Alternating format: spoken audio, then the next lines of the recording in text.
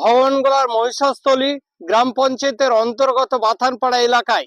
এই বাথানপাড়া এলাকার মানুষদের মুখ থেকে জানতে চাইছি যে কতদিন থেকে এই রাস্তার সমস্যা নিয়ে তারা ভুগছেন এবং রাস্তার সমস্যা নিয়ে তারা কোন কোন জায়গায় আবেদন রেখেও কোনো সুরাহা হচ্ছে না কিনা আমরা সেই বিষয়টা তাদের মুখ থেকে শোনার চেষ্টা করব।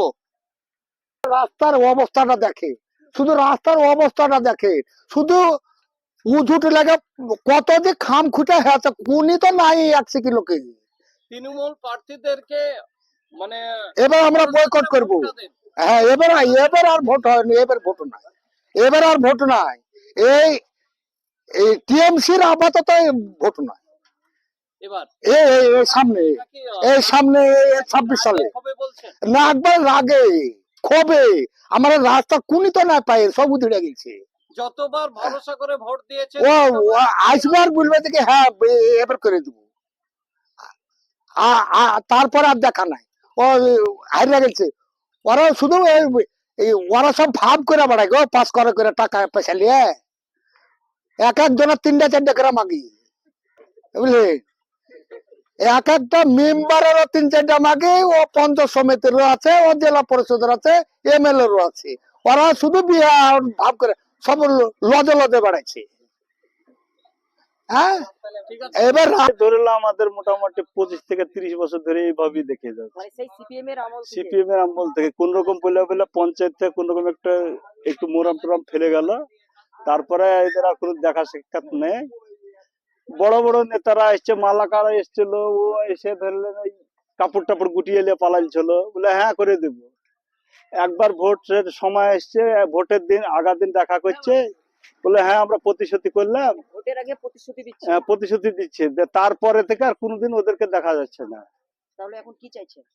এখন আমরা চাইছি কি এইভাবে তার আমাদের হবে না, আমাদের ষাটডাঙ্গা পাড়া মিলিয়ে সবাই মিলে ভোট বয়কট করব। আর এই খবরটা আমাদের মমতা ব্যানার্জির কাছে পাঠানো দরকার। এই যে রাস্তা, কতদিন থেকে এই রাস্তার এই বেহাল দশা আপনাদের? কতদিন থেকে? বহুদিন থেকে, কংগ্রেসের আমল থেকেই আছে। 34 বছর সিপিএম জামানা থেকে এই রাস্তা। হ্যাঁ হ্যাঁ, কতটা কষ্টের মধ্যে আছেন এই রাস্তা নিয়ে আপনারা? প্রচুর কষ্ট। এই যে আপনি টোটো চালাচ্ছেন, এই রাস্তা নিয়ে কতটা কষ্টের মধ্যে আছেন? সব কষ্ট, গোটাই কষ্ট। কষ্টের কোনো শেষ নাই।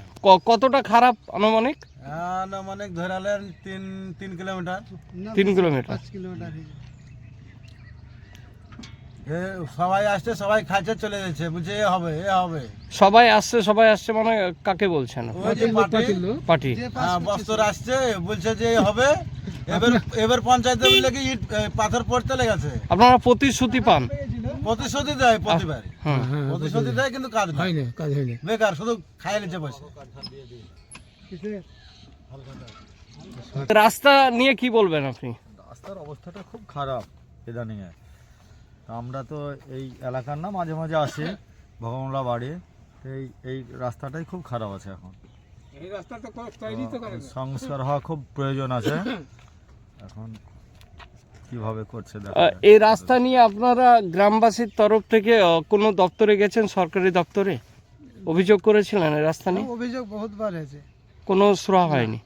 আমাদের রাস্তা খারাপের জন্য বাগান দিয়ে যা আশা করি আমরা, নাহলে বাগানে দেন গাড়ি যাচ্ছে, বাগান দিয়ে সব বাগান দিয়ে যায়, টোটো মোটো সব, রাস্তাতে চলা যায় না। এদিকে তো একটু তাপ আছে, সামনে আরো খারাপ।